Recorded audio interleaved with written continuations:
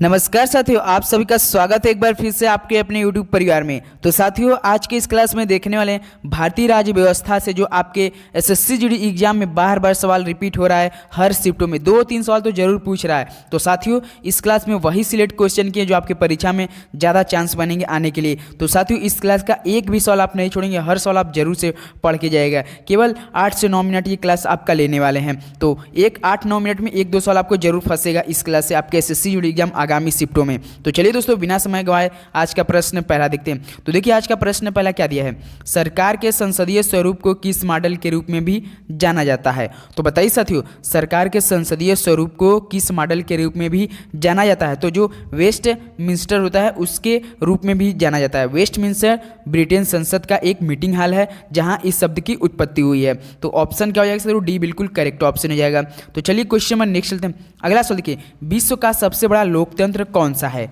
तो बताइए साथियों, विश्व का सबसे बड़ा लोकतंत्र कौन सा है। तो भारत है। तो सी ऑप्शन क्या हो जाएगा, बिल्कुल करेक्ट ऑप्शन हो जाएगा। विश्व का सबसे बड़ा लोकतंत्र भारत है।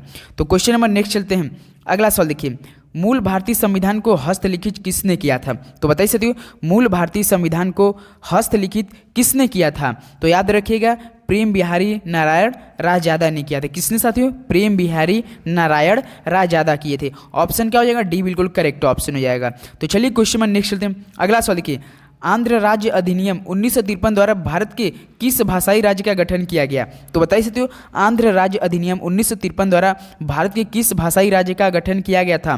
तो प्रथम भाषाई राज्य का गठन किया गया था। सी ऑप्शन प्रथम बिल्कुल करेक्ट ऑप्शन हो जाएगा। तो देखिए अगला सवाल क्या दिया है, निम्नलिखित में से कौन सी एक संघीय सरकार की विशेषता नहीं है। तो बताइए साथियों, इनमें से कौन सी एक संघीय सरकार की विशेषता नहीं है। तो एक सदनीय विधायिका नहीं है। कौन साथियों, एक सदनीय विधायिका। तो ऑप्शन ही क्या हो जाएगा साथियों, बिल्कुल करेक्ट ऑप्शन हो जाएगा। तो क्वेश्चन नंबर नेक्स्ट चलते हैं।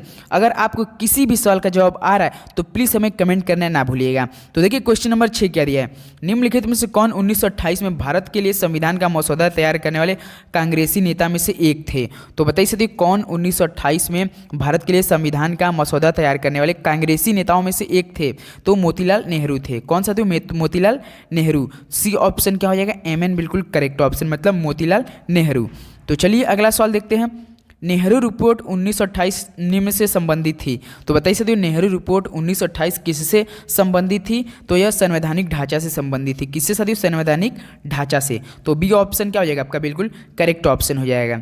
तो चलिए अगला सवाल देखते हैं। तो देखिए अगला सवाल क्या दिया है, 1774 में सर्वोच्च न्यायालय को किस शहर में फोर्ट विलियम में शीर्ष न्यायालय के रूप में स्थापित किया गया। तो बताइए साथियों, 1774 में सर्वोच्च न्यायालय को किस शहर में फोर्ट विलियम में शीर्ष न्यायालय के रूप में स्थापित किया गया।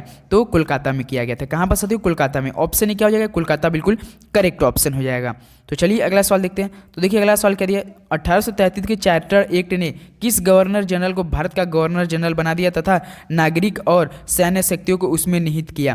तो बताइए साथियों, 1833 के चार्टर्ड एक्ट ने किस गवर्नर जनरल को भारत का गवर्नर जनरल बना दिया तथा नागरिक और सैन्य शक्तियों को उसमें निहित नहीं किया। तो बंगाल में। कहाँ साथियों, बंगाल में। बी ऑप्शन क्या हो जाएगा, बंगाल बिल्कुल करेक्ट ऑप्शन हो जाएगा।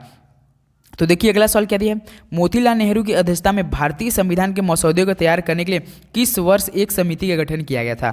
तो बताइए साथियों, मोतीलाल नेहरू की अध्यक्षता में भारतीय संविधान के मसौदे को तैयार करने के लिए किस वर्ष एक समिति का गठन किया गया था।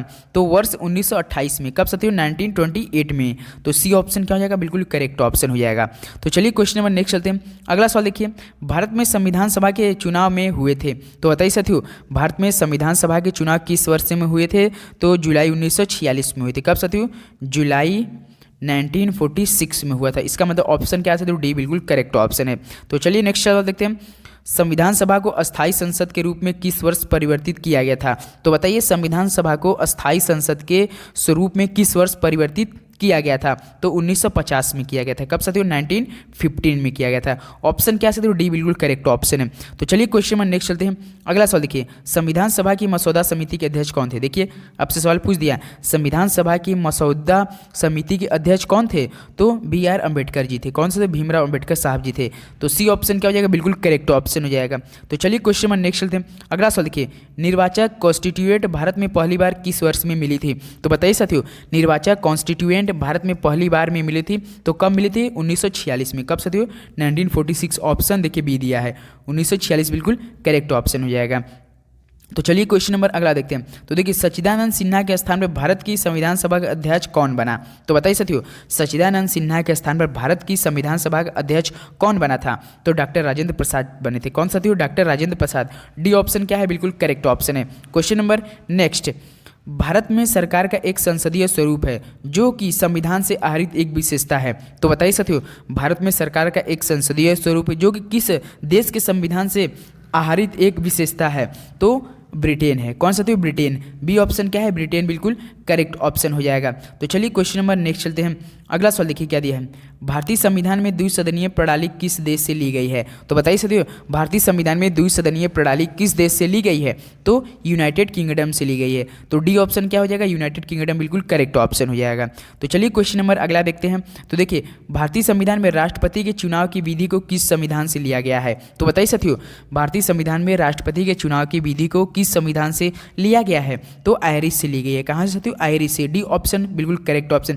जो कि आपके परीक्षा में ऐसे सवाल साथियों बार बार रिपीट हो रहे हैं, तो वही सवाल सिलेक्ट किए जो आपके परीक्षा में चांस बनेंगे आने के लिए। आप किसी भी एग्जाम के, जैसे CGL, CHSL, MTS, GD, UP police, आप किसी भी तैयारी करें एग्जाम की, तो आपके लिए बेनिफिट होने वाला। देखिए भारत द्वारा सरकार की संसदीय प्रणाली किस राष्ट्र के संविधान के आधार पर अपनाई गई थी? तो बताइए साथियों, भारत द्वारा सरकार की संसदीय प्रणाली किस राष्ट्र के संविधान के आधार पर अपनाई गई थी? तो यूनाइटेड किंगडम के आधार पर अपनाई गई थी। तो ऑप्शन ए यूनाइटेड किंगडम बिल्कुल करेक्ट ऑप्शन हो जाएगा। तो चलिए क्वेश्चन नंबर नेक्स्ट चलते हैं। अगला सवाल देखिए, भारतीय संविधान में अवशिष्ट शक्तियों का विचार किस देश के संविधान से प्रेरित है? तो बताइए साथियों, भारतीय संविधान में अवशिष्ट शक्तियों का विचार किस देश के संविधान से प्रेरित है? तो कनाडा से प्रेरित है। कहाँ साथियों? कनाडा से। ऑप्शन ए कनाडा बिल्कुल करेक्ट ऑप्शन हो जाएगा। तो चलिए क्वेश्चन नंबर 21 देखते हैं।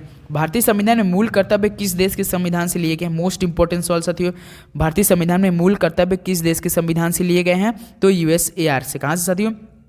USSR से लिए गए हैं। तो ऑप्शन है क्या साथियों? ए ऑप्शन बिल्कुल करेक्ट ऑप्शन है। तो क्वेश्चन नंबर नेक्स्ट चलते हैं। अगला सवाल देखिए, भारतीय संविधान में सरकार का संसदीय स्वरूप किस संविधान से प्रेरित है? तो बताइए साथियों, भारतीय संविधान का सरकार का संसदीय स्वरूप किस संविधान से प्रेरित है? तो ये भी आपका यूनाइटेड किंगडम से प्रेरित है। ऑप्शन क्या हो जाएगा? तो यूनाइटेड किंगडम बिल्कुल करेक्ट ऑप्शन हो जाएगा। तो क्वेश्चन नंबर 23 देखते हैं। भारतीय संविधान का भाग 4A, देखिए भाग 4A किससे संबंधित है? मोस्ट इंपॉर्टेंट सवाल साथियों, इस पे स्टार लगाइए। भाग 4 किससे संबंधित है? तो याद रखिएगा साथियों, मौलिक कर्तव्य से संबंधित है। किससे साथियों? मौलिक कर्तव्य से। तो डी ऑप्शन क्या है? बिल्कुल करेक्ट ऑप्शन है। तो चलिए क्वेश्चन नंबर 24 देखते हैं। तो देखिए भारत के संविधान में कितनी अनुसूचियों का उल्लेख है? तो बताइए साथियों, भारतीय संविधान में कितनी अनुसूचियों का उल्लेख है? तो आप बता सकते हैं। तो 12 अनुसूची का उल्लेख है। ऑप्शन क्या साथियों? सी बिल्कुल करेक्ट ऑप्शन हो जाएगा। क्वेश्चन मार्क इसीलिए दे दिए थे। तो चलिए क्वेश्चन नंबर नेक्स्ट चलते हैं। अगला सवाल देखिए, नागरिकों के मूल अधिकार भारतीय संविधान के किस भाग में सम्मिलित किए गए हैं? तो बताइए साथियों, नागरिकों के मूल अधिकार भारतीय संविधान के किस भाग में सम्मिलित है? तो भाग 3 में। किसमें साथियों? भाग 3 में। तो ऑप्शन ए दिया है, भाग 3 बिल्कुल करेक्ट ऑप्शन हो जाएगा।